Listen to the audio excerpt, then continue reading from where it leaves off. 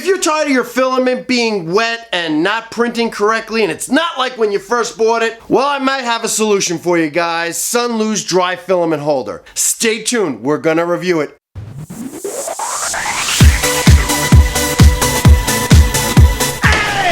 Crazy Will from Crazy Will's Tech Show. Today, we're gonna be taking a look at Sunlu's 3D Filament Dryer Box. S1 to be exact. Now the nice people at Sunlu must like my work on Instagram and YouTube, and they offered to send this to me for free with the stipulation, like always, I'm gonna give it an honest review. Now before we get started, let me show you what I've been using. Still connected to the printer. I took a regular Tupperware type of box, 3D printed some connectors, and I used a piece of PVC pipe to suspend it, as I just took off the top.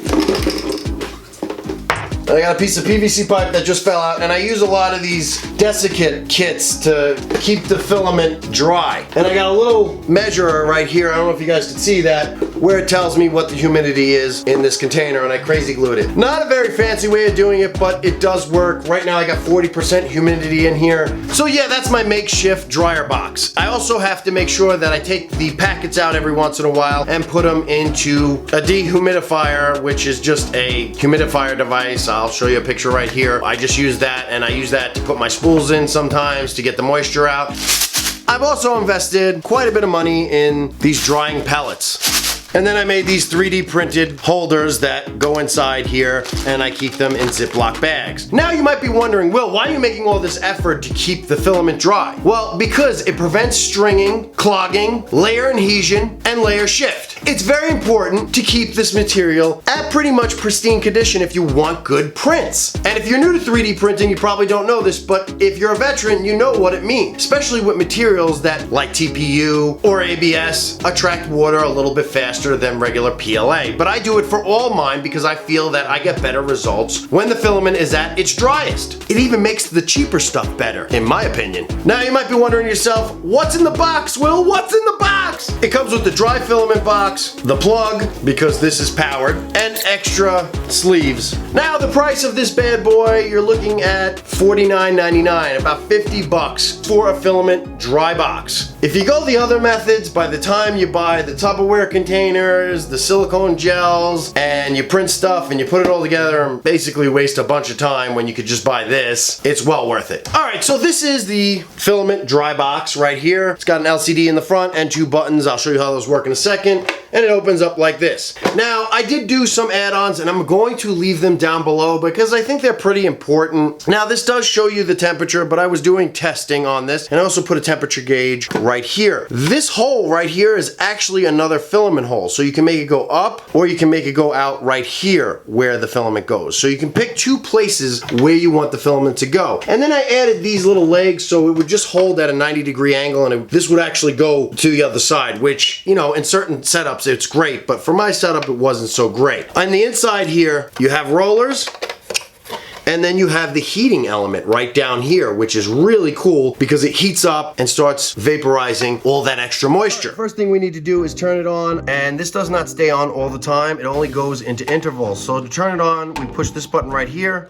It turns on. So right now it's only 26 degrees Celsius, and we're gonna heat it up to about 50. We just hit this button right here and you set what temperature you want. Now in the manual it tells you what to set the temperatures at. I left it at 50. There's all different temperatures that you can adjust it. You can adjust the temperature down if you hit the down button, or you can hit it up. So the highest it goes is 55. I leave it at 50. The lowest it'll go is 35. So let's put this back at 50 because I feel like it's been working with my PLA really good at 50. And then if we hold down on this button again, it goes into hours, and by default it's 6 hours, and we hit these buttons again as up and downs. We can do time 4 hours, 3 hours, all the way down to 0 hours. I'm gonna bring it up. We can go all the way up to 24 hours on this thing, but I'm gonna bring it down. I'm only gonna do it for 2 hours. I usually do it for whatever time I'm printing, or if I feel like it just needs to be dried out. So I'm gonna do it for 2 hours. Now, if you have an Ender 3 like me, I suggest you download one of these prints. There's 2 of them I'm gonna leave in the link down below. There's another one I wanna try. You're looking about 20 hours to print one of these at the 0.2 millimeter height. It's really cool. Let me show you how it works. Connects right on the Ender 3 original rail system.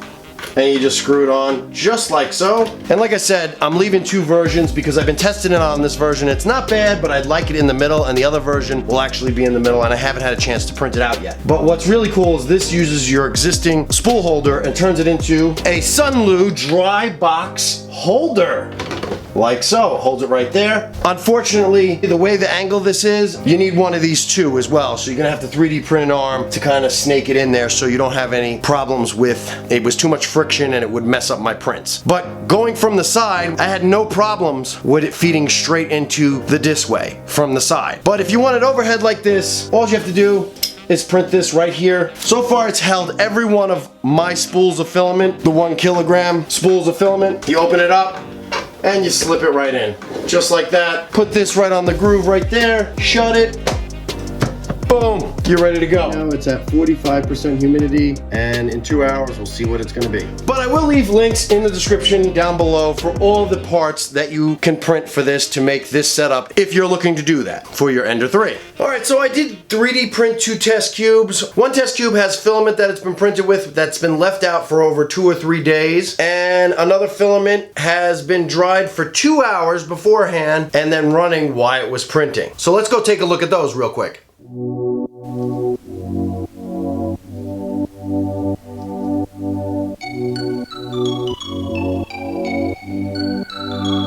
Alright, so which one is it? This one has been left out for 2 hours, and this one was used with the Sunlu Dry Box. I do think it looks a lot better, especially when you see this column looks a lot better than this column. And little differences that I see that it just looks a lot better. But it was only out for 2 days. I've left them out a week, and it's been a disaster, and I've had to throw them in the dehumidifier box, leave them in there for probably a good 6 hours. I've been playing with this for over a week now. I also did a 15-hour print, which you can see right here. That was actually 15 hours. I know I said earlier it was 20. I looked it up. It was actually 15 hours. All right, so my overall thoughts, guys. I don't know about you, but I like having my filament at the ready. I really like the idea of a dry box because I feel like it should be sealed into something, and that box is pretty sealed for the most part. And there's a lot of upgrades that you could do that the 3D community has for this, that you could add a connector to the front so that way it can be a completely sealed system. And I like that it's on demand. Like, I could turn it on 2 hours before my print, which I like to do now, get all the humidity out of there, and then start my print. And I have it at the ready. I usually have black all the time in this one, and then I have a random color in this one, or usually it's white. And I like having it out. I hate having to store it all the time. And as you can see back here,